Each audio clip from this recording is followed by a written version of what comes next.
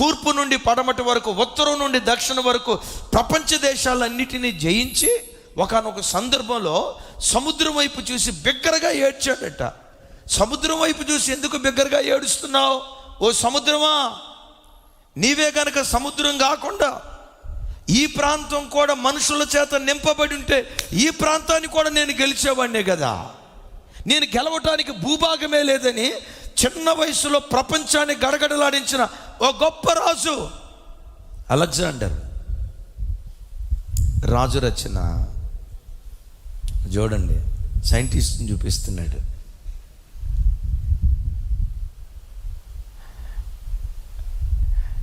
నేను అమాయకుండా అయితే నన్ను నిలువును ముంచేటట్టున్నావురా నాయన.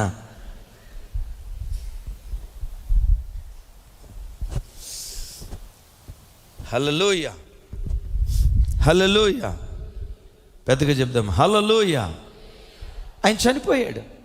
చనిపోయి ఆఖరి క్షణాల్లో ఆయనను బ్రతికించడానికి ప్రపంచంలో ఉన్న వైద్యులందరూ వచ్చారు. జయలలిత ఆయన బ్రతికించడానికి ప్రయత్నం చేసినట్లుగా, ఇందిరాగాంధీ గారిని బ్రతికించడానికి ప్రయత్నం చేసినట్లుగా ప్రపంచంలో ఉన్న వైద్యులందరూ వచ్చారు.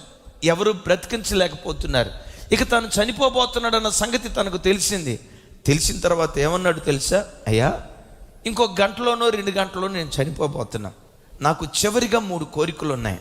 నా కోరికలు తప్పకుండా తీర్చండి. సైనికులందరితో మాట్లాడుతున్నాడు. ఏం కోరికలు ఉన్నాయిరా? ఇంకొక రాజ్యాన్ని జయించమంటాడా? జయించడానికి ఏమీ లేదు కదా. ఏంటి ఈయన కోరికలని మొత్తం సైనికులు, వైద్య బృందం అంతా తీక్షణంగా చూస్తున్నారు. నంబర్ 1, నా సమాధి పెట్టును వైద్యులు మాత్రమే మోయాలి, డాక్టర్లు మాత్రమే మోయాలి. నా మొదటి కోరిక ఇది.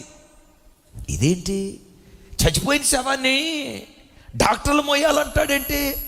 ఓకే సార్, రాజు కదా, ఏమనకుండా. రెండో కోరిక ఏంటి సార్? నన్ను సమాధి పెట్టెలో పెట్టిన తర్వాత సమాధి పెట్టెలో నుంచి నా 2 చేతులు బయట పెట్టండి.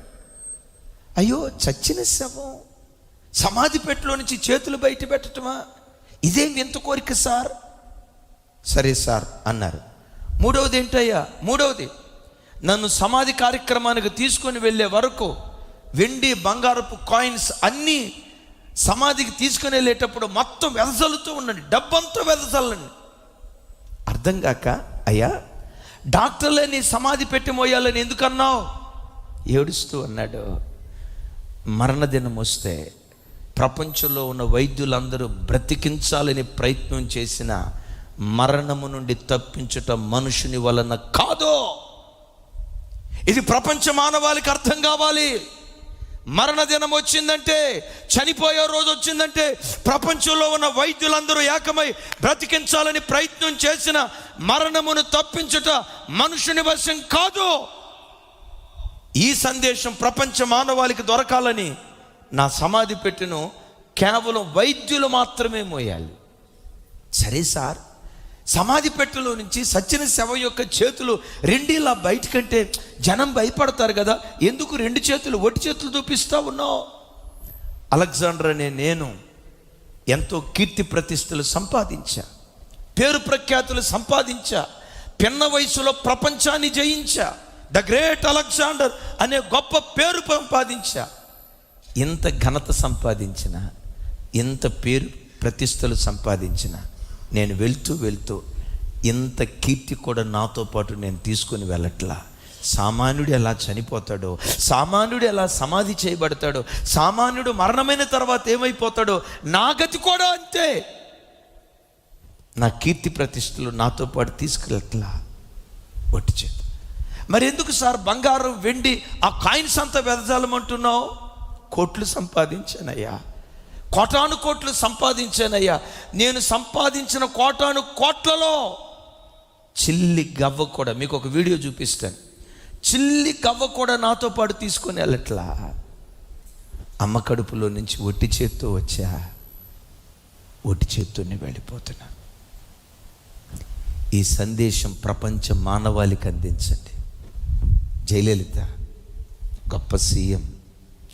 ఆ తల్లి ఆస్తి తాను సంపాదించిన, తాను బ్రతుకున్న దినాల్లో తాను సంపాదించిన ఆస్తి, తన వెండి బంగారాలు అబ్బురుపరుస్తాయి. 168 ఆభరణాలు, 27 కిలోల బ్యాక్.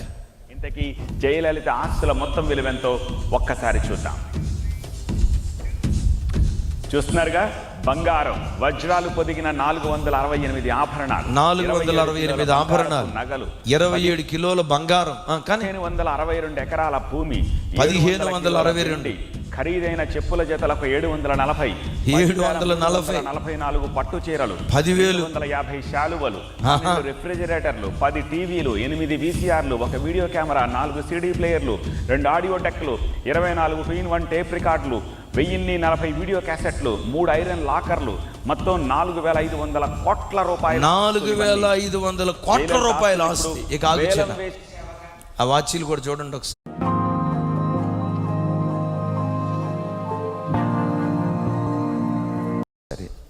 సర్వాధికారి 740 కొత్త చెప్పులు అంట. అంటే ఈరోజు వేసిన చెప్పులు రేపేదో, రేపు వేసిన చెప్పులు ఎల్లుండేదో, ఎల్లుండి వేసిన చెప్పులు ఆ తర్వాత రోజు వేయదో. ఇక పట్టు చీరల సంగతి చెప్పంటారా?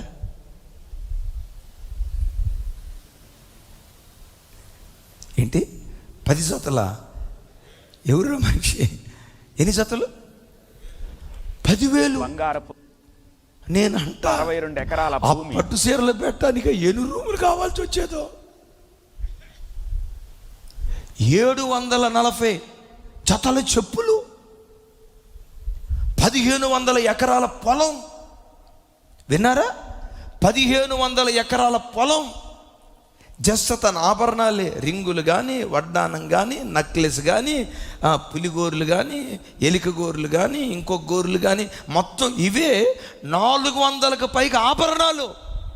అయ్యో, ఇంత సంపాదించేవే ఓ తల్లి జయలలిత, ఓ తల్లి ఇంత సంపాదించేవే, చనిపోయిన తర్వాత వెళ్తూ వెళ్తూ ఏం తీసుకొని వెళ్ళావు? నూలు పోగు కూడా తీసుకుని వెళ్ళాలా? ఇది జీవితం, ఇది జీవితం.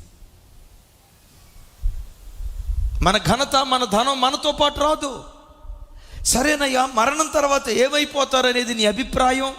చూడండి ఈ మాట, 49వ కీర్తన ఈ 20 చరణాల్లో ప్రతిదీ ఆణిముత్యం, గుండెలు బ్రద్దలు చేస్తుంది. 14వ వచనం, 15వ వచనం, 14వ వచనం, 15వ వచనం నాతో కలిసి. వారు పాతాళములో, పెద్దగా నోరు తెరిచి చెప్పాలి, వారు పాతాళములో మందగా కూర్చోబడుదురు, మరణము వారికి కాపరి అయ్యుండును. ఉదయమున యథార్థవంతులు వారి నేలెదరు, వారి స్వరూపములో నివాసము లేనివై పాతాళములో క్షయమైపోవును. 15వ వచనం పెద్దగా చెప్పండి, దేవుడు నన్ను చేర్చుకొనును, పాతాళ బలములో నుండి ఆయన నా ప్రాణమును విమోచించును. చప్పలు కొడుతూ దేవునికి స్తోత్రాలు చెప్దాం.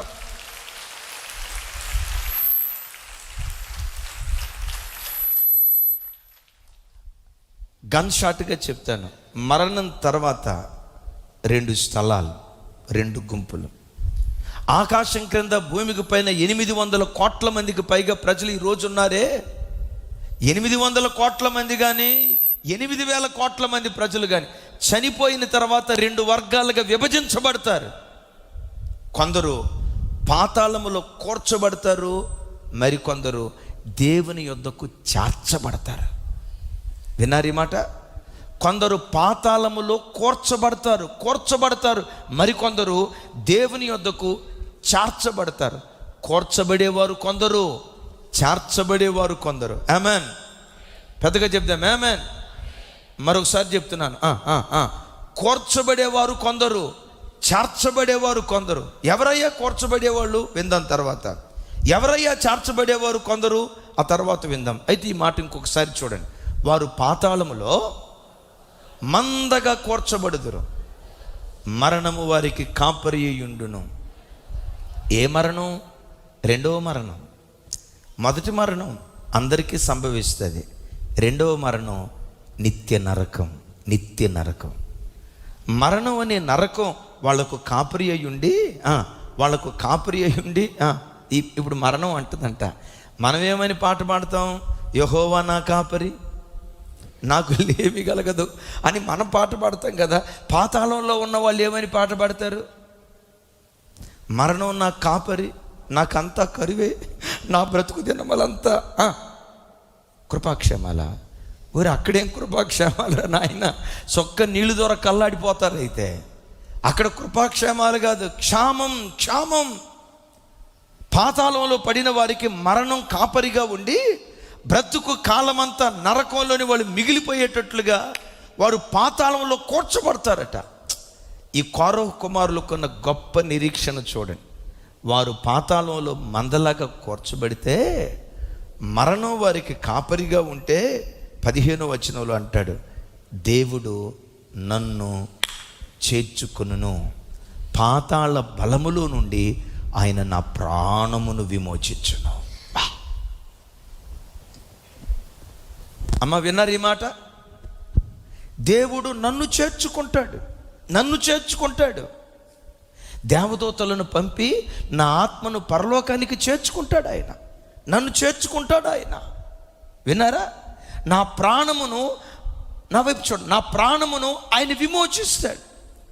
కొందరు దేవుని దగ్గరికి చేర్చబడేవారు, మరి కొందరు పాతాళములో కూర్చబడేవాళ్ళు. బిడ్డలారా ఒకసారి చూడండి, ఈ 2 స్థలాల్లో నువ్వెక్కడ కూర్చబడతావు? ఒక్కసారి నా వైపు చూడు. ఒకవేళ ఈరోజు నీ మరణ దినమైతే, ఒకవేళ ఈరోజు నీ చివరి దినమైతే ఎక్కడకు చేర్చబడతావు? ఎక్కడ కూర్చబడతావు? నీ ఆధ్యాత్మిక స్థితి సరైన రీతిలో లేకపోవటాన్ని బట్టి ఒకవేళ పాతాళంలో కూర్చబడతావేమో, జాగ్రత్త.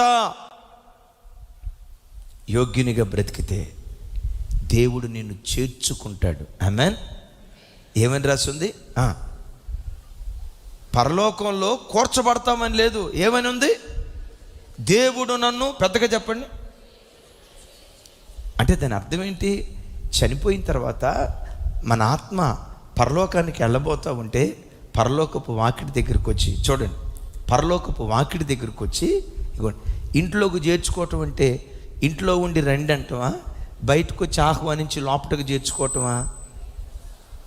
దేవుడు ఆ వ్యక్తులకు అంత గ్రాండ్ వెల్కమ్ ఇస్తాడు. యేసయ్యకి మహిమ కలుగును గాక. సరే, ఎవరిని చేర్చుకుంటాడు? ఒక వ్యక్తి పరలోకంలో యుగాయుగాలు బ్రతకాలంటే ఇది మనుషునికి ఎలా సాధ్యం? ఎవరు పాతాళంలో కూర్చోబెడతారు? ఈ కీర్తనలోనే మరో అద్భుతమైన మాట. ఈ కీర్తన అంతటికీ ఇప్పుడు నేను చెప్పబోయే మాట ఒక గుండెకాయ లాంటిది. 49వ కీర్తన 7వ చరణం నుంచి we came to learn, to our horror, that there was a rodent attack on the vehicle, that they had cut off all the wires.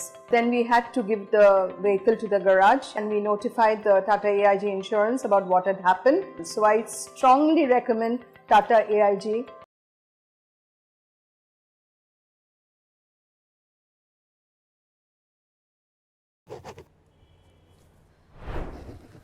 No! 10 minutes later. Oh!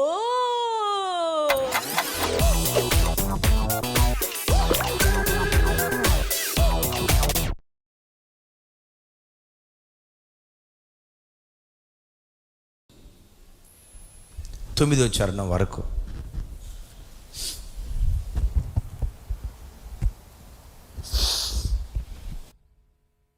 నాతో కలిసి, ఎవడును ఏ విధము చేతనైనను తన సహోదరుని విమోచించలేడు. వాడు కుళ్ళు చూడకుండా, అనగా నరకము చూడకుండా నిత్యము బ్రతుకున్నట్లు వాని నిమిత్తము దేవుని సన్నిధిన ప్రాయశ్చిత్తము చేయగలవాడు ఎవ్వడునూ లేడు. వారి ప్రాణ విమోచన ధనము బహు గొప్పది, అది ఎన్నటికి తీరక అట్లుండవలసినదే. ఒకసారి నా వైపు చూడు. చనిపోయిన మనిషిని పాతాళ వేతన నుంచి బ్రతికించాలి, పాతాళ వేతన నుంచి ఒకరిని బయటకు తీసుకురావాలంటే ఆస్తి అక్కరకు రాదు. డబ్బుతో పాతాళాన్ని తప్పించుకోలేం. ఈ కీర్తనలో ఉన్న అనుభవాలు, ఆస్తిపాస్తులతో పాతాళాన్ని తప్పించుకోలేం. అందుకనే సామెతల గ్రంథంలో కూడా చూస్తాం కదా, ఉగ్రత దినమున ఆస్తి అక్కరకు రాదు. నేనంట, డబ్బు పెడితే హైటెక్ సిటీ దగ్గర నువ్వు ఫ్లాట్ కొనొచ్చు, డబ్బు పెడితే చంద్రమండలంలో నువ్వు ఫ్లాట్ కొనొచ్చు, డబ్బు కొడితే డబ్బు పెడితే అమరావతిలో ఫ్లాట్ కొనొచ్చు, డబ్బు పెడితే వైజాగ్లో ఫ్లాట్ కొనొచ్చు, డబ్బు పెడితే వాషింగ్టన్ డీసీయా బీసీయా వాషింగ్టన్ డీసీలో నువ్వు పొలం కొనొచ్చు, స్థలం కొనొచ్చు, జర్మనీలో కొనొచ్చు, జపాన్లో కొనొచ్చు, శ్రీలంకలో కొనొచ్చు. డబ్బు పెడితే ప్రపంచంలో ఎక్కడైనా స్థలం కొనుక్కోగలవు. భూమి మీద ఎక్కడైనా స్థలం కొనుక్కోగలవేమో, చంద్రమండలం మీద కూడా స్థలం కొనుక్కోగలవేమో. డబ్బుతో రానిది పరలోకం, డబ్బుతో రానిది పరలోకం. పరలోకాన్ని డబ్బుతో కొనలేరు, లంచంతో కొనలేరు, వెండి బంగారాలతో కొనలేరు, అగైన్ రికమెండేషన్తో కొనలేరు. వాక్యం ఏమని రాస్తుంది? ఏ సహోదరుడు తన సహోదరుని విమోచించలేడు. అయ్యలారా, నా రక్షణ మీకు విమోచన దయచేయలేదు, నా భక్తి మీకు పరలోకం ఇవ్వలేదు, తల్లి భక్తి కుమారుడికి పరలోకం ఇవ్వలేదు, కుమారుడు భక్తి తల్లికి పరలోకం ఇవ్వలేదు, అన్న భక్తి చెల్లికి పరలోకం ఇవ్వలేదు, చెల్లి ప్రార్థనా జీవితం అక్కకు పరలోకం ఇవ్వలేదు, భార్య భక్తి భర్తకు పరలోకం ఇవ్వలేదు, భర్త భక్తి భార్యకు పరలోకం ఇవ్వలేదు. ఎవరి వ్యక్తిగత భక్తి జీవితమే వారిని పరలోకంలో కూర్చోబెడుతుంది. పరలోకంలో రికమెండేషన్లు నడవు. ఆ మధ్య దైవజనులు ఏసన్న గారు ఒక ఇంటికి వెళ్ళి, ఏమయ్యా మీ భార్య చక్కగా ప్రభువుని నమ్ముకొని బాప్తిస్మం తీసుకొని భక్తిగా బ్రతుకుతుంది, నీవెందుకయ్యా అట్లా తాగి జీవితం పాడు చేసుకుంటావు? ఒకవేళ ప్రభు ఇప్పుడే కనుక వస్తే మీ ఆవిడ ఎత్తబడిద్ది, నువ్వు విడిచిపెట్టబడతావు, నీ గతి ఏమైపోద్దయ్యా? మీ ఆవిడ ఎత్తబడిద్ది రాకడలో, నువ్వు విడిచిపెట్టబడతావు అంటే మనోడు అన్నాడంట, అదేంటి సార్ అంత మాట అంటారు? మా ఆవిడ ఎత్తబడేటప్పుడు మా ఆవిడ మెడెం పట్టుకుంటా, కాళ్ళు పట్టుకుంటా. అదే యాకోబు పట్టుకోలేదా? ఏసావు మెడెం పట్టుకున్నట్లుగా మా ఆవిడ ఎత్తబడేటప్పుడే మా ఆవిడ మెడెం పట్టుకుంటా, నా ఆవిడతో పాటు వెళ్ళిపోతా. రికమెండేషన్లు కుదరో. అయితే బిడ్డలారా, దేవుని వద్దకు మనం చేర్చబడాలన్నా, పాతాళంలో కూర్చబడకుండా ఉండాలన్నా ఈ పాపికి ప్రాయశ్చిత్తం దొరకాల. అదే మాట అంటాడు చూడండి. ఆ మాట 49, 7, 8 వచనాలు నాతో కలిసి. వాడు కుళ్ళు చూడక నిత్యము బ్రతుకున్నట్లు వాని నిమిత్తము దేవుని సన్నిధిని ప్రాయశ్చిత్తము చేయగలవాడు ఎవ్వడునూ లేడు. ఒకసారి నా వైపు చూ. వాడు కుళ్ళు చూడక, కుళ్ళు అంటే నరకం, వాడు నరకం చూడకుండా నిత్యము బ్రతుకున్నట్లుగా దేవుని సన్నిధిలో ఎవరైనా వాని కొరకు ప్రాయశ్చిత్తం చేయగలిగితే, మనుషునికి ప్రాయశ్చిత్తం దొరికితే అప్పుడు మనిషి నరకం పాలు కాకుండా, కుళ్ళు చూడకుండా నిత్యము బ్రతుకుతాడు. ఎప్పుడు? చనిపోయిన తర్వాత నిత్యము బ్రతుకుతాడు. అమ్మా అయ్యా నా వైపు చూడండి. ఈ జీవితం ముందే పరిమితి కలిగింది. 60, 70, అధిక బలం ఉంటే 80, కొడితే కొట్టు సెంచరీ 100, ఆ తర్వాత చావాల్సిందే. మరణం తర్వాత జీవితం ఉందే అది యుగాయుగాలు ఉండే జీవితం. అయితే యుగాయుగాలు మనం ఎక్కడుండాలి? నరకంలో కాదు. ఎక్కడుండాలి? పరలోకంలో దేవుని సన్నిధిలో ఉండాలి. పరలోకంలో దేవుని సన్నిధిలో యుగాయుగాలు ఉండాలన్నా, నరకమనే కుళ్ళు చూడకుండా ఉండాలన్నా, చూడండి ఇక్కడ నిత్యము మనం బ్రతకాలన్నా మన కొరకు ప్రాయశ్చిత్తం చేసేవాళ్ళు ఒకళ్ళు మనకు కావాలి. ప్రాయశ్చిత్తం దొరికిందా పరలోక ప్రాప్తి మనకు కలుగుతుంది. అట్లాగని ప్రాయశ్చిత్తం చేయటానికి ఎడ్ల రక్తాన్ని, ఎద్దును వధిద్దామా? కుదరదు. మేకలను వధిద్దామా? కుదరదు. పసిపిల్లలను వధిద్దామా? కుదరదు. పసిపిల్లల బలి ద్వారా, పసిపిల్లల రక్తం ద్వారా మనుషుని పాపానికి ప్రాయశ్చిత్తం దొరకదు. మరలా మాట గుర్తుకు తెస్తాను. ఏమంటాడు? దేవుని సన్నిధిలో ప్రాయశ్చిత్తము చేయగలవాడు ఎవ్వడనూ లేడు. మరోసారి వాని నిమిత్తము చెప్పండి, దేవుని సన్నిధిని ప్రాయశ్చిత్తము చేయగలవాడు. అంటే ఏ మనిషి ప్రాయశ్చిత్తం చేసినా మనిషికి పరలోకం దొరకదు. ఈ ప్రాయశ్చిత్తం కూడా చేయాల్సింది ఎవరో తెలుసా? 65వ కీర్తన చూడండి. ఆ మాట 3వ చరణం.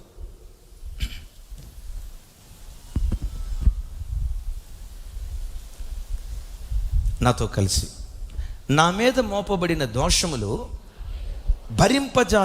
భరింపజాలనివి, మా అతిక్రమముల నిమిత్తము నీవే ప్రాయశ్చిత్తము చేయుదువు.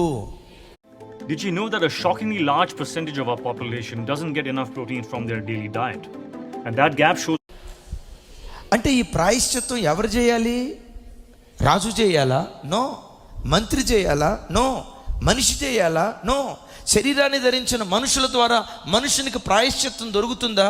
వాక్యం ఏమంటుందో తెలుసా? అయ్యా, మా అతిక్రమముల నిమిత్తము నీవే ప్రాయశ్చిత్తం చేయాలి. నా వైపు చూడాలి. ఆమెను చెప్దాం గట్టిగా. ఇక్కడ వాడిన పదజాలం చూడండి. నా మీద మోపబడిన దోషములు భరింపజాలనివి. ఒకసారి నా వైపు చూడండి. నా మీద మోపబడిన దోషములు భరింపజాలనివి అని, నా అతిక్రమము నిమిత్తము నీవే ప్రాయశ్చిత్తము చేయుదు అని అంటే బాగుండేది. ఏమంటాడు అక్కడ? నా అన్నాడా, మా అన్నాడా? అయ్యా, నేను ఒక్కడనే కాదయ్యా దోషం చేసింది, నేను ఒక్కడనే కాదయ్యా పాపం చేసింది, నీతిమంతుడు లేడు, ఒక్కడును కూడా లేడు, అందరూ పాపము చేసి ఏకముగా పనికి మాలిన వాళ్ళు అయిపోయారు. మేము దోషులం అయిపోయామయ్యా. వింటున్నారు ఈ మాట? మేము దోషులం అయిపోయామయ్యా. మా అతిక్రమముల నిమిత్తము నీవే ప్రాయశ్చిత్తము చేయుదువు అని దావీదు భక్తుడు పాట పాడాడు కదా. దావీదు ఈ మాట అంటే ఆయన కుమారుడు సొలొమోను ఇంకొంచెం ముందుకు కొనసాగి ఏమంటాడో తెలుసా? కృపా సత్యముల వలన పాపమునకు ప్రాయశ్చిత్తం కలుగుతుంది అంటాడు. ఏమన్నాడు? ఒకసారి చూడండి ఆ మాట. సామెతల గ్రంథం 16వ అధ్యాయం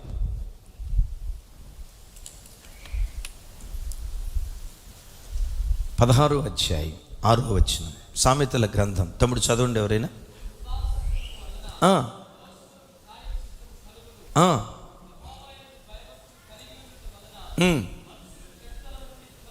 చప్పలు కొడుతూ దేవునికి స్తోత్రాలు చెప్దాం.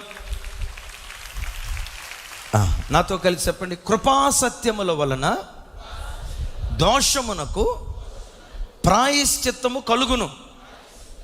నా వైపు చూడండి. ఈ సామెతల గ్రంథం రాసింది ఎవరు? సొలొమోను గారు. వాళ్ళ నాన్నగారి పేరేంటి? దావీదు గారు. దావీదు గారు ఏమన్నాడు? మా అతిక్రమములకు ప్రాయశ్చిత్తము చేయువాడవు నీవే అన్నాడు. దానికి కొంచెం ముందుకొచ్చి సొలొమోను మాట్లాడుతున్న మాట, కృపాసత్యముల వలన పాపమునకు ప్రాయశ్చిత్తం కలుగుతుంది. ఆ కృపాసత్యం ఎవరో? యోహాను భక్తుడు అంటాడు, వాక్యమే శరీరధారి అయి కృపా సత్య సంపూర్ణునిగా మన మధ్యకు దిగి వచ్చాడు. ఆ కృపాసత్యమే మన ఆరాధ్య దైవం ప్రభు అయిన యేసుక్రీస్తు వారు. దైవజనం ఆలకించారా? ఆకాశం క్రింద భూమికి పైన ఏ మనుషుని దోషానికైనా ప్రాయశ్చిత్తం కలుగు చేసేది, పాపానికి దోషానికి ప్రాయశ్చిత్తం కలుగు చేసేది యేసుక్రీస్తు వారి రక్తము తప్ప మరి దేని ద్వారా మనుషుని పాపానికి ప్రాయశ్చిత్తం దొరకదు. వినారు ఇక్కడ? మనుషుని పాపానికి ప్రాయశ్చిత్తం దొరకదు. దోషాన్ని పోగొట్టుకోవటానికి అన్ని మత గ్రంథాలు ఏకగ్రీవంగా అంగీకరించేది ఏంటో తెలుసా? రక్త ప్రోక్షణ ద్వారా పాప క్షమాపణ కలుగుతుందని. అందుకని పురాతన కాలము నుంచి ఎడ్లను వధించేవాళ్ళు, రక్తాన్ని ప్రోక్షించేవాళ్ళు, మేకలను వధించేవాళ్ళు, రక్తాన్ని ప్రోక్షించేవాళ్ళు, పొట్టేళ్లను వధించేవాళ్ళు, రక్తాన్ని ప్రోక్షించేవాళ్ళు, పావురాలను వధించేవాళ్ళు, రక్తాన్ని ప్రోక్షించేవాళ్ళు. ఎందుకయ్యా రక్తాన్ని ప్రోక్షిస్తున్నారు? రక్తం ద్వారా ప్రాయశ్చిత్తం కలుగుతుంది అని మనుషులు నమ్మారు. అయితే ఆ నమ్మిక కొంతవరకు వాస్తవమే కానీ పరిపూర్ణమైన నిజం కాదు. రక్తము ద్వారా పాప క్షమాపణ ప్రాయశ్చిత్తం కలుగుతుంది నిజమే. ఎవరి రక్తం ద్వారా? కృపా సత్యములుగా పిలువబడుతున్న యేసుక్రీస్తు వారి రక్తము ద్వారా మానవాళికి పాపానికి ప్రాయశ్చిత్తం కలుగుతుంది. గట్టిగా చెప్దాం ఆమేన్. యేసుక్రీస్తు వారి రక్తము ద్వారా ఎవడైతే పాపానికి ప్రాయశ్చిత్తం చేసుకున్నాడో వాడు కుళ్ళు పట్టడు, అంటే నరకానికి వెళ్ళడు. యేసుక్రీస్తు వారి రక్తము ద్వారా తన పాపానికి ఎవడు ప్రాయశ్చిత్తం చేసుకున్నాడో వాడు నిత్యము బ్రతుకుతాడు. వాళ్ళు ఎక్కడికి చేర్చబడతారు? వాళ్ళు ఎక్కడికి చేర్చబడతారు? చెప్పాలి. వారు ఎక్కడికి చేర్చబడతారు? నా ప్రభు బిడ్డలరా, సిలువను గూర్చిన వార్త లోకంలో తెలియని ప్రజలు వెర్రితనంగా మాట్లాడతారు. అపోస్తుడైన పౌలు వారు అంటారు, సిలువను గూర్చిన వార్త నశించిపోతున్న ప్రజలకు అది వెర్రితనమేమో, కానీ రక్షించబడుతున్న మనకు అది దేవుని శక్తి అయి ఉన్నది. ఎగతాళిగా అంటారు, బాబు ఏంటయ్యా సిలువ, ఆయన దేవుడైతే ఏంటా కొరడా దెబ్బలో, ఏంటా తల మీద మొండ్ల కిరీటం, ఏంటా ఆయన చేతుల్లో మేకులు, ఏంటో ఆయన కాళ్ళల్లో గాయాలు, అరే నాకటి సార్లు దున్నినట్లుగా ఆయన వీపును దున్నారే, ఇంత ఘోరమైన మరణం ఎందుకో ఎందుకో ఎందుకో? మానవాళి పాపం నిమిత్తం దేవుని సన్నిధిలో ప్రాయశ్చిత్తం చేసేవాడు ఒకడు కావాలి. ఆ ఒక్కడే నజరేయుడైన యేసుక్రీస్తు ప్రభువారు. పెద్దగా చెప్దాం ఆమేన్. యేసుక్రీస్తు వారు ఒక క్రైస్తవులకు చెందినవాడు కాదు, ఒక హైందవులకు మాత్రమే చెందినవాడు కాదు, ఒక ముస్లిమ్స్కు మాత్రమే చెందినవాడు కాదు, ఒక యూదులకు మాత్రమే చెందినవాడు కాదు, కొందరి కొరకే ఆయన ప్రాయశ్చిత్తం చెల్లించిన వాడు కాదు. యోహాను భక్తుడు అంటాడు, 1 యోహాను పత్రిక 2వ అధ్యాయం 2వ వచనం. यस बोनस आ गया। अरे सुन, तुरंत एफडी करवा ले। US stocks bro. मेरी सुनो, एसआईपी करो। टिप्स तो मिलेगी अनेक, पर सही एडवाइस सिर्फ एक, rise app. Invest confidently with Rise app by Motilal Oswal and get your dedicated personal advisor today. Investment in securities market are subject to 1 యోహాను పత్రిక 2వ అధ్యాయం 2వ వచనం. నాతో కలిసి, ఆయనే మన పాపములకు శాంతికరమై ఉన్నాడు. శాంతికరము అనే చోట కింద పుట్నోట్లో ప్రాయశ్చిత్తము అనే పదాన్ని వాడతాడు. రైట్, నాతో కలిసి, ఆయనే మన పాపములకు ప్రాయశ్చిత్తమై ఉన్నాడు. మన పాపముల కొరకు మాత్రమే కాదు, సర్వలోకమునకు శాంతికరమై ఉన్నాడు. చప్పుడు కొట్టు స్తోత్రాలు చెప్దాం. ఏ లోకానికి? పెద్దగా చెప్పాలి. ఏ లోకానికి? చెప్పాలి. ఏ లోకానికి? క్రైస్తవ లోకానికేనా? అమెరికా లోకానికేనా? ఆస్ట్రేలియా లోకానికైనా? ఇంగ్లాండ్ దేశానికైనా? ఈ దేవుడు సర్వలోకానికి దేవుడై ఉన్నాడు. సర్వలోకములో ఉన్న సమస్త మానవాళి కొరకు ప్రాయశ్చిత్తాన్ని చెల్లించిన ఏకైక దేవుడు. బిడ్లారా, మరణం నువ్వు చూడకుండా, ఏ మరణం? నరకమనే మరణం నువ్వు చూడకుండా పరలోకం చార్చబడి యుగాయుగాలు పరలోక రాజ్యంలో దేవునితో కూడా నువ్వు బ్రతకాలంటే మొట్టమొదట యేసుక్రీస్తు రక్తాన్ని ఆశ్రయించి నువ్వు బాప్తిస్మం తీసుకొని ఉండాలి. ఎవరు యేసుక్రీస్తు రక్తాన్ని ఆశ్రయించి ఆయన రక్తంతో కడగబడి పాప క్షమాపణ పొందుతారో, పాప క్షమాపణ పొందిన ప్రతి వ్యక్తి, మరోసారి మాట చెప్తున్నా, పాప క్షమాపణ పొందిన వారు, బాప్తిస్మం పొందిన వారు మాత్రమే పరలోక రాజ్యానికి రాగలుగుతారు. యేసు లేకుండా పరలోకానికి రారా? యేసుక్రీస్తు రక్తము లేకుండా పరలోకంలో అవకాశం లేదా? యేసుక్రీస్తు సిలువ చెంత చారకపోయినా నీతి కార్యాలు చేసి, పుణ్యకార్యాలు చేసి, దానాలు చేసి, ధర్మాలు చేసి, ఇలాంటి పుణ్యకార్యాల ద్వారా మనుషుడు పరలోక రాజ్యం చారలేడా? నా దేవుని వాక్యం అంటుంది, మనుషుని నీతి క్రియ దేవుని ఎదుట మురికి గుడ్డ. ఏ మనుషుడైనా పరలోక రాజ్యం చారాలంటే సిలువ చెంతకు రావాల్సిందే, యేసుక్రీస్తు రక్తాన్ని ఆశ్రయించాల్సిందే. నేను పాపినని ఒప్పుకొని బాప్తిస్మం తీసుకొని నూతన జన్మ పొందాల్సిందే. యేసు లేకుండా పరలోక రాజ్య అవకాశం లేదు. యేసుక్రీస్తు ప్రభువారి అంటారు కదా, నేనే మార్గం. స్వరం ఎత్తాలి. నేనే మార్గం, నేనే సత్యం, నేనే జీవం, నా ద్వారా తప్ప ఎవ్వడు తండ్రి యొద్దకు రాలేడు. పరలోకం వెళ్ళటానికి ఒకే ఒక్క మార్గం, ఆ ఒక్క మార్గమే నజరేయుడైన యేసుక్రీస్తు ప్రభువారు. చప్పుడు కొట్టు స్తోత్రాలు చెప్దాం. నా వైపు చూడండి. హైదరాబాద్ రావడానికి ఒకటే మార్గం ఉందా? చాలా మార్గాలు ఉన్నాయా? చాలా మార్గాలు ఉన్నాయి. మేడ్చల్ నుంచి రావచ్చు, జహీరాబాద్ నుంచి రావచ్చు, మెదక్ నుంచి రావచ్చు, పటాన్ చెరువు నుంచి రావచ్చు, మెహిదీపట్నం నుంచి రావచ్చు, బెంగళూరు హైవే నుంచి రావచ్చు, కరీంనగర్ హైవే నుంచి రావచ్చు, కర్నూలు హైవే నుంచి రావచ్చు. నేనంట అడ్డదారిన పొలాల్లో పడి నడుచుకుంటూ వస్తాం. వద్దంటారు ఏంటి మీరు? హైదరాబాద్ రావటానికి 150 దారులు ఉన్నాయి, అమెరికా వెళ్ళటానికి 250 దారులు ఉన్నాయి, ఆంధ్ర వెళ్ళటానికి 350 దారులు ఉన్నాయి, పరలోకం వెళ్ళటానికి ఒకే ఒక్క దారి, ఆ ఒక్క దారి నజరీయుడైన యేసుక్రీస్తు ప్రభు. సో యేసుక్రీస్తు రక్తాన్ని ఆశ్రయించడం ద్వారా మొదట మనకు ప్రాయశ్చిత్తం దొరుకుతుంది. అంతటితో కాదు సుమి, అంటాడు, అయ్యో నేను అపవిత్రమైన పెదవులు కలిగిన వాడిని, నేను ఎట్లా పవిత్రుడిగా మార్చబడగలను అల్లాడతాడు. చూడండి అన్నమాట. యెషయా గ్రంథం, నేను త్వరగా ముగిస్తాను. యెషయా గ్రంథం 6వ అధ్యాయం 6-7 వచనాలు.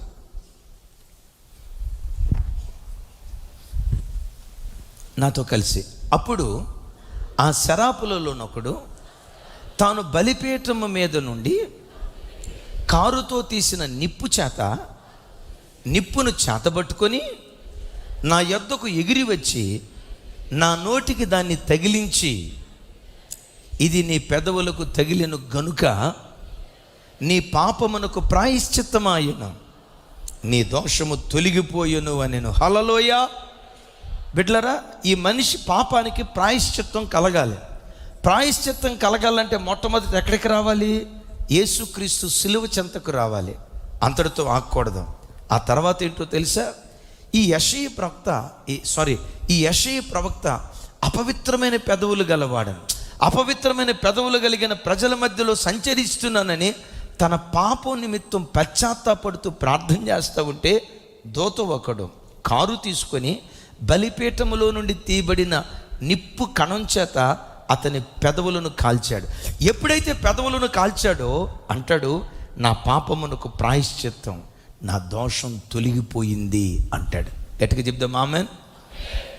కొన్ని సందర్భాల్లో ఈ పెదవులు వదరబోతు మాటలు మాట్లాడతాయి, గర్వపు మాటలు మాట్లాడతాయి, అహంకారపు మాటలు మాట్లాడతాయి, అపవిత్రపు మాటలు మాట్లాడతాయి, డాంబికపు మాటలు మాట్లాడతాయి, డాంబికాన్ని చూపించే మాటలు మాట్లాడతాయి. దీని గురించే ఇదే కీర్తనలో 49వ కీర్తనలో ఓ స్థలంలో రాసి ఉంటే చూడండి. 49వ కీర్తన 13వ చరణం, 49:13. నాతో కలిసి చెప్పండి. స్వాతిశయ పూర్ణులకును వారి నోటి మాటను బట్టి వారిని అనుసరించు వారికి ఇదే గతి. ఏ గతి? పాతాళములో వారు మందవలే కూర్చబడుదురు, మరణము వారికి కాపరి అయ్యుండును. ఎవరు మందవలే కూర్చబడతారు? ఎవరికి మరణం కావలివాడిగా పాతాళంలో ఉంటుంది? ఇక్కడ ఒక మాట చెప్పండి నాతో కలిసి పెద్దగా. స్వాతిశయ పూర్ణులకు. ఎవరట? స్వాతిశయం అంటే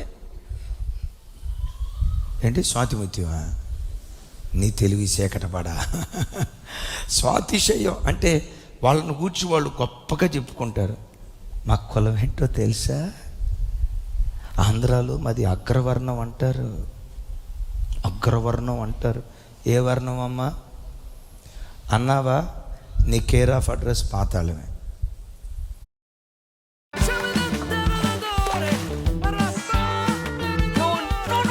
నో అయిపోతుంది. పిల్లలలో కనిపించినప్పుడు science of growth Nestle non grow. దీనిలో ఉన్నాయి DHA, whey protein, vitamin D మరియు ఇతర వైటల్ న్యూట్రియంట్స్. ఇది 7 సైన్స్ ఆఫ్ గ్రోత్ కి సపోర్ట్ చేస్తుంది. 7 సైన్స్ ఆఫ్ గ్రోత్ కోసం చూడండి Nestle non grow from Nestle. आपको ग्रो क्यों यूज करना चाहिए? क्योंकि इसकी ऐप रेटिंग 4.8 है या ये అసలు మా ఇంటి పేరటోళ్ళు ఉన్నారే, అందరి ఇంటి పేరటోళ్ళు వేరు, మా ఇంటి పేరటోళ్ళు వేరండి. మా ఇంటి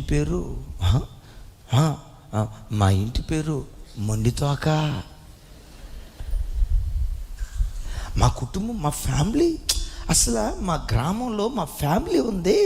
అసలు మా ఫ్యామిలీనే నక్కల వంశమే వేరండి, నక్కల వంశం. అసలు మా ఫ్యామిలీ, మా బ్యాక్గ్రౌండ్ అని చూసారా? అసలు మా తాతలు ముత్తాతలు అంతేనండి. మా ఫ్యామిలీ మీకు తెలుసండి, మా కులస్తుల స్వభావాలే కాస్తంత డిఫరెంట్. ఈ స్వాతిశయ పూర్ణుల బ్యాచ్ అంతా ఎక్కడ ఉంటుందో తెలుసా? నరకంలో మందలాగా కూర్చబడతారు. మరణం వారికి కాపరేయి, పాతాళం వారిని బంధిస్తుంది. ఎవరిని? స్వాతిశయ పూర్ణులను. ఇలాగే ఓ చోట మ్యారేజ్కి వెళ్ళే వాక్యం చెప్పడానికి అవకాశం ఇచ్చారు. మొత్తానికి వాక్యం చెప్పడానికి అక్కడికి వెళ్ళాను. సహజంగా నాకున్న అలవాటు ఏంటంటే రాజశేఖర్ అయ్య గారి లాగా నేను అంత స్ట్రిక్ట్ కాదు. ఆ తండ్రి ఆ పెద్ద వయసు ఎవరైనా వాక్యం చెప్పేటప్పుడు వాక్యం వినేటప్పుడు ఎట్లా అన్నారా, వాళ్ళని సిలువుకి ఎక్కించినట్టే, ఏమాత్రం తల తిప్పారా అయిపోయినట్టే. అస్సలు కాంప్రమైజ్ గారు. పిల్లలు శబ్దం చేస్తున్నా అసలు ఊరుకోరు. నా దగ్గరకు వచ్చేసరికి కాస్త చూసి చూడనట్టుగా నా పని నేను చేసుకుంటూ పోతాను. డిస్టర్బెన్స్ ఉన్న సాధ్యమైనంత వరకు ముందుకెళ్తా. అలాంటి నాకే ఒక ఆవిడ ఆ మ్యారేజ్ దగ్గర భలే అభ్యంతరంగా ఉంది. నేను ఇక్కడ నిలబడి వాక్యం చెప్తా ఉంటే ఒకసారి అటు వెళ్ళింది, మరలా ఇటు వచ్చింది, మరలా ఒకసారి అటు వెళ్ళింది, మరలా ఇటు వచ్చింది. నేను తొందరపడను, ఎందుకంటే ఏమో ఇవాళ రేపు షుగర్ అనే మాయదారి రోగం ఉంది కదా, ఈ షుగర్ బాధితులు పదే సరే ఎవరికే ఇబ్బంది ఉందో మనం ఎందుకులే తొందరపాటు అని మౌనంగా ఉన్నా. 3ఓసారి వెళ్ళి వచ్చింది, 4ఓసారి వెళ్ళి వచ్చింది. నేను లెక్కేసా, మొత్తం 8 సార్లు వెళ్ళి వచ్చింది.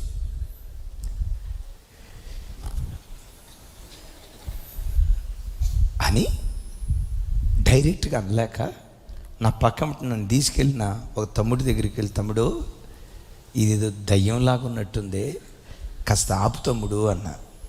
ఏమన్నాడు తెలుసా, మనం ఆపినా ఆగదన్నా, ఆపినా ఆగదన్న సంగతి నీకెట్టా తెలుసు తమ్ముడు అన్న. ఆవిడెవరో కాదు, మా అత్తే అన్నాడు. అంటే మీ అత్త ఆగదా అన్నా ఎందుకు ఆగదంటే, మొన్ననే మా మామ ఈ పెళ్ళికి రావాలని చెప్పి మా మామతో గొడవ పెట్టి నెక్లెస్, నడుము చూసారా, వడ్డాను చూసారా, నేను చూడలేదయ్యా. ఈ దరిద్రం అంతా అసలు నేను పట్టించుకోను, అవసరమైంది తీసుకుంటా, అనవసరమైన దాని గురించి అసలు మాట్లాడనంటే అంటాడు.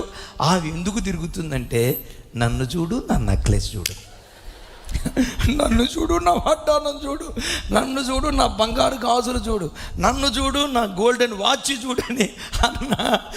యేసు ప్రభు తప్ప ఎవడూ ఆపలేడు అన్న.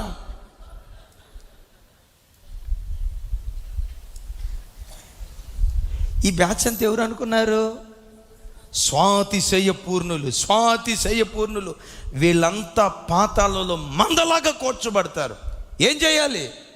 యెషయా ప్రవక్తలాగా ఎప్పుడైనా నీ నోట కాని మాట వస్తే, క్రీస్తు బలిపీఠం చేరినప్పుడు పశ్చాత్తాపడి నువ్వు ప్రార్థన చేస్తే, నీ పశ్చాత్తాప ప్రార్థన ద్వారా బలిపీఠంలో నుండి తీయబడిన వాక్యమనే అగ్ని చేత, పరిశుద్ధాత్మనే అగ్ని చేత నీ పెదవులను కాల్చి నీ దోషానికి ప్రాయశ్చిత్తం చేసి నేను పవిత్రమైన వాడిగా దేవుడు మార్చడం ప్రారంభిస్తాడు.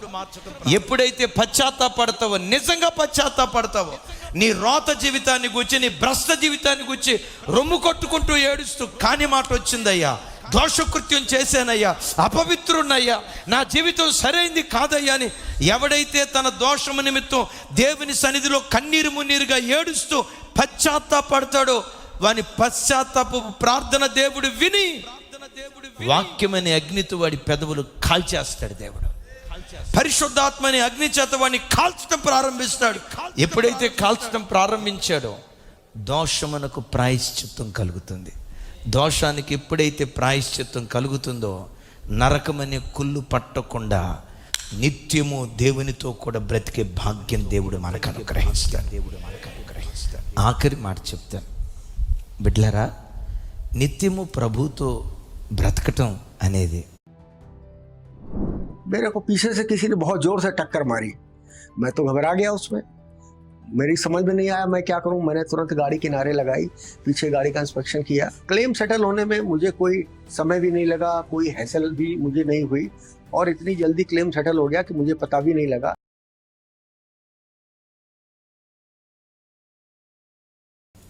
నరకానికి అప్పగించబడకుండా మన ఆత్మ పాతాళానికి చేర్చబడటం అనేది, యేసుక్రీస్తు రక్తముతో కడగబడినంత మాత్రాన అది సులువుగా దొరికేది కాదు. రక్షణ ఉచితమే, రక్షణను కాపాడుకోవటానికి ప్రయాసపడాలి. అగైన్ నా వైపు చూడండి, రక్షణ ఉచితమే. యేసుక్రీస్తు నా దేవుడని నోటితో ఒప్పుకున్నావు, బాప్తిస్మం తీసుకున్నావు, ఆయన రక్తం ద్వారా కడగబడుటను బట్టి నా పాపానికి ప్రాయశ్చిత్తం కలిగిందని జస్ట్ ఒక్క నిమిషంలో పాపి పవిత్రుడిగా మారిపోయాడు. పవిత్రుడిగా మార్చబడిన తర్వాత పవిత్రతను కాపాడుకోవటానికి జీవితాంతం నువ్వు ప్రాకులాడాలి. అందుకని అంటాడు కదా, రక్షణ పాత్రను చాతబూని అన్నాడు కదా. రక్షణ పాత్రను అపోస్తుడైన పౌలు గారు అంటారు కదా, భయముతోనూ వణుకుతోనూ మీ సొంత రక్షణను మీరు కాపాడుకోనండి. ఏంటి రక్షణ? ఏదో బాప్తిస్మం తీసుకొని ఒక్క నిమిషం అట్లా మునిగి లేచిన స్వల్పమైన కార్యం అంటారా? హెబ్రీ గ్రంథకర్త అంటాడు కదా, ఇంత గొప్ప రక్షణ. ఎంత గొప్ప రక్షణ? ఎంత గొప్ప రక్షణ? మట్టి గట్టాన్ని మహిమాలోకంలోకి చేర్చేది రక్షణే. పునరుద్ధానపు శరీరాన్ని అనుగ్రహించేది రక్షణే. దేవునితో యుగాయుగాలు బ్రతికే ఆధిక్యత ఇచ్చేది రక్షణే. నేనంట ఎరుకోలో ఉన్న కుటుంబాలన్నీ నాశనం అయిపోయాయి, ఒక్క రాహాబు కుటుంబం తప్ప. రాహాబు నీ కుటుంబం కాపాడబట్టడానికి కారణం ఏంటమ్మా అంటే, ఆ తల్లి ఏమంటుందో తెలుసా? చిన్న ఎర్రని తొగరు దారం, చిన్న ఎర్రని దారం నా కిటికీ కట్టుకున్నానయ్యా, ఆ చిన్నని ఎర్రని దారమే నా ఇంటికి రక్షణ ప్రసాదించిందయ్యా. ఎర్రటి చిన్నటి దారమే అంత గొప్ప రక్షణనిస్తే యేసుక్రీస్తు రక్తం మరి నిశ్చయముగా మనకు రక్షణను భిక్షగా ప్రసాదించునుగాక. విచిత్రం, తాను చూడండి నా వైపు, తాను యెరూషలేములో ప్రవేశించినట్లుగా రక్షణను కాపాడుకునేవాడు పరలోకపు యెరూషలేములో ప్రవేశించే భాగ్యం ఇస్తాడు దేవుడు. అయితే ఈ రక్షణ కాపాడుకోవటానికి మనమేం చేయాలి? చూడండి ఆ మాట, యెషయా గ్రంథం 22వ అధ్యాయం 14వ వచనం.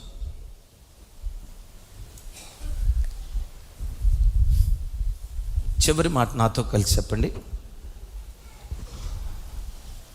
మీరు మరణము కాకుండా మీ దోషములకు ప్రాయశ్చిత్తము కలగదని ప్రభువును సైన్యములకు అధిపత్యకు యెహోవా ప్రమాణపూర్వకముగా సెలవిచ్చి ఉన్నాడు. అందరు నా వైపు చూడండి. అమ్మ, నీ పాపానికి ప్రాయశ్చిత్తం కలగాలంటే ఏం కావాలంట? అరే అక్కడ రాసి ఉంది కదమ్మా, టకమని చెప్పాలి.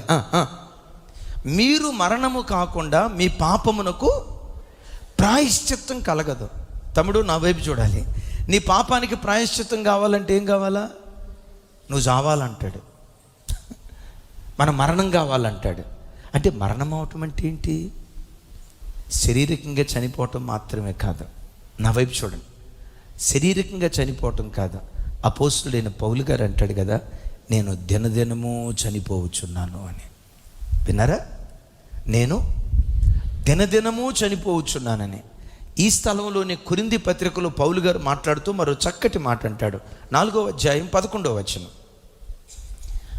కొరింథీలకు రాసిన 2వ పత్రిక, రైట్, నాతో కలిసి చెప్పండి. ఎలయనగా యేసు యొక్క జీవము కూడా మా మర్త్య శరీరమందు ప్రత్యక్షపరచబడినట్లు సజీవులమైన మేము ఎల్లప్పుడూ యేసు నిమిత్తము మరణమునకు అప్పగించుకొనుచున్నాము. దేనికి అప్పగించుకుంటున్నారట? మేము సజీవులుగానే ఉన్నాం. నా వైపు చూడాలి. మేము సజీవులుగానే ఉన్నాం, కానీ ఈ శరీరాన్ని దేనికి అప్పగించుకున్నాం? మరణానికి అప్పగించుకున్నాం. నేనంట సచ్చినోడి దగ్గరికి వచ్చి, గమనించండి, సచ్చినోడి దగ్గరికి వచ్చి పెట్టామని ఒక దెబ్బ కొట్టామనుకోండి, సచ్చినోడిని పెట్టామని కొడితే సచ్చినోడు కళ్ళు తెరిచి 2 చెప్పులు పెట్ట వాయిస్తాడా? సచ్చాడు. సచ్చినోడి దగ్గరికి వచ్చి వాడి చెవుల్లో, నువ్వు నాశనం అయిపోతావురా, నువ్వు దుమ్ము కొట్టుకొని పోతావురా, నీ పిల్లలు నాశనం అయిపోతారా, నీకు మొద్దాన్నం ఉంటాయి కదా తిట్లు, అవన్నీ తిడతా ఉంటే సచ్చినోడు కళ్ళు తెరిచి, ఎవడరా మక్కెలు ఎరగదేస్తా జాగ్రత్త అని అంటాడా? సచ్చినోడాడు. వినపడదు.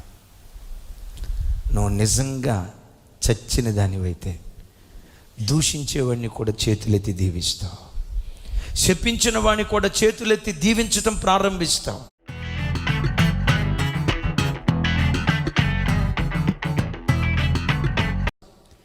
కీడుకు ప్రతి కీడు చేయవు. నువ్వు నిజంగా చచ్చిన వాడివైతే లోకంలో బ్రతికిన వాళ్ళు ఉన్నారు. ఇప్పుడు బ్రతికినోడు కళ్ళతో యూట్యూబ్ ఆన్ చేసి ఏవేవో దరిద్రపు కార్యక్రమాలు చూస్తాడు. సచినోడి దగ్గరికి వెళ్ళి, బ్రదరు బిగ్ బాస్ బెదరో, బిగ్ బాస్ బెదరో, చూడు బెదరో, బిగ్ బాస్ జబర్దస్త్ చూడు అంటే సచినోడు జబర్దస్తా ఏ ఛానల్లో వస్తుంది చూపించు అని కళ్ళు తెరుస్తాడా? సచినోడు పాపం విషయంలో చచ్చిన వాడిగా ఉండాలి, అపరాధ విషయంలో చచ్చిన వాడిగా ఉండాలి, చెడు విషయంలో చచ్చిన వాడిగా ఉండాలి. అందుకని అపోస్తుడైన పౌలు వారు అంటారు, నేను దినదినము ఎప్పుడెప్పుడు అంటే ఈ మరణ కార్యక్రమం అప్పుడప్పుడు జరిగేది కాదు, శుద్ధీకరణ కోటాలో జరిగేది కాదు, సంవత్సరానికి ఒకసారి జరిగేది కాదు. సజీవులుగా ఉన్నప్పుడే మరణానికి అప్పగించుకున్న ఈ మర్త్య శరీరమందు యేసుక్రీస్తు జీవం ప్రత్యక్షమవుతుందట. వినారు ఈ మాట? ఒక్క మాటలో చెప్పాలంటే రోమాపత్రికలో పౌలు గారు అంటాడు, ఆయన పునరుద్ధానంలో మనం పాలిభాగస్థులం కావాలంటే, ఆయన పునరుద్ధాన సాదృశ్యమందు మనం పాలిభాగస్థులం కావాలంటే, ఆయన మరణ సాదృశ్యమందు కూడా మనం పాలిభాగస్థులం కావాలంట. విన్నారు ఈ మాట? యేసయ్య పునరుద్ధానుడయ్యారా లేదా? యేసయ్యలాగా మనం పునరుద్ధానపు శరీరాన్ని ధరించి పరలోకం చేరాలి కదా. ఇదే కదా మన ఆశ. నిశ్చయంగా ఈ ఆశ దేవుడు తీర్చునుగాక. పునరుద్ధానంలో మనం పాలిభాగస్థులం, పునరుద్ధాన సాదృశ్యమందు మనం పాలిభాగస్థులం కావాలంటే దానికి ముందు ఏం చేయాలో తెలుసా? యేసయ్య మరణంలో కూడా మనం పాలిభాగస్థులం కావాలి. లోకం నిమిత్తం చచ్చిన వాళ్ళుగా, పాపం నిమిత్తం చచ్చిన వాళ్ళుగా, కోపం నిమిషం చచ్చిన వాళ్ళగా, క్రోధం విషయం చచ్చిన వాళ్ళుగా మనం బ్రతికితే అప్పుడు మర్త్యమైన ఈ దేహం ముందు దేవుని మహిమ ప్రత్యక్షమై నరకమనే కుళ్ళు మనకు పట్టకుండా, విన్నారా? నరకమనే కుళ్ళు మనకు పట్టకుండా నిత్యము దేవునితో బ్రతికే భాగ్యం దేవుడు మనకిస్తాడు. ఈ మూడు ఎవరు చేస్తారో, ఒకటి యేసుక్రీస్తు రక్తముతో కడగబడాలి, రెండవది బలిపీఠాన్ని చేరి పశ్చాత్తాపడాలి, మూడవది ఇప్పుడు విన్నాం కదా మరణానికి నువ్వు అప్పగించుకోవాలి. అలా ఎవరు చేస్తారో వాళ్ళు కూడా అంటారు, దేవుడు నన్ను చేర్చుకును గాక, పాతాళ వేతన నుంచి దేవుడు నన్ను విమోచించును గాక. ఈ గుంపులో నీవు నీ కుటుంబం ఉండే ధన్యకరమైన జీవితం దేవుడు అనుగ్రహించును గాక. Start an online fashion business